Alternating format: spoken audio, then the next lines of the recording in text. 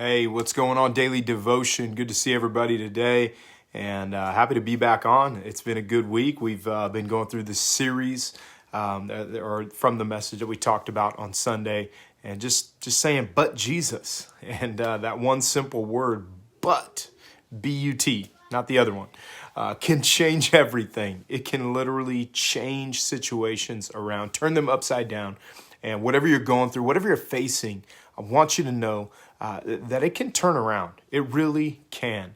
He has the power to do that. God's grace is more than enough.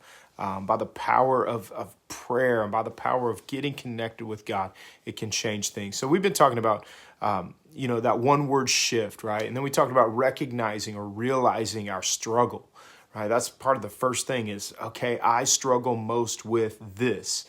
But God, you can do this. But Jesus, you can heal that.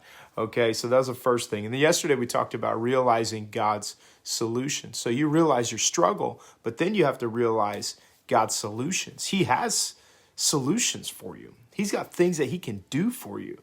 His word is crammed full. Sorry for the close-up. But this book is crammed full of not just cool stories, but it's crammed full of solutions for your life. It's full of rich wisdom that can literally get inside of you and work from the inside out.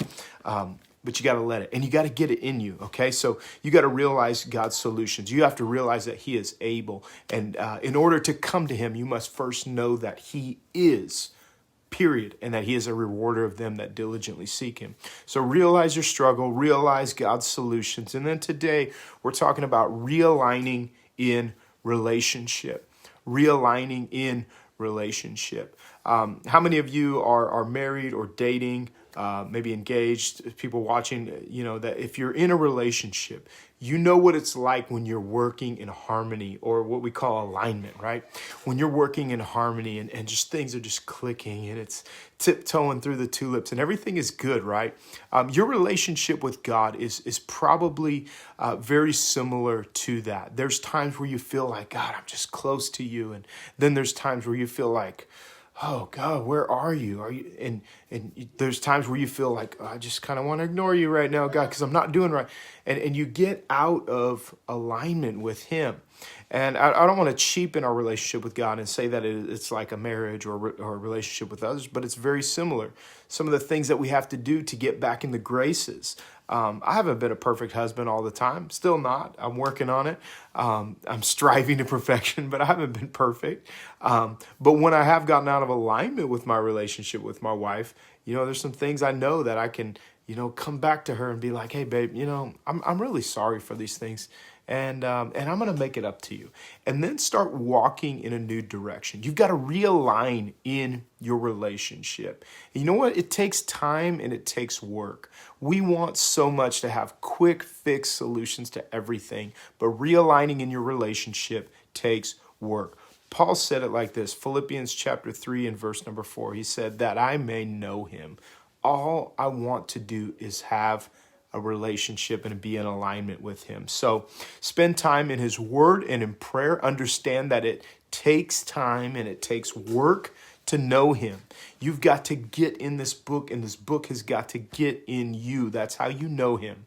I'm telling you, prayer and the word. It's most simple. We want to go off on all these directions of like, oh, this like crazy, like, oh, I want to know about this, and I want to know about this. What do you think about this prophecy? What do you think about this, the way of praying for healing? And no, really, it's the simple gospel, and it's prayers, communication with God.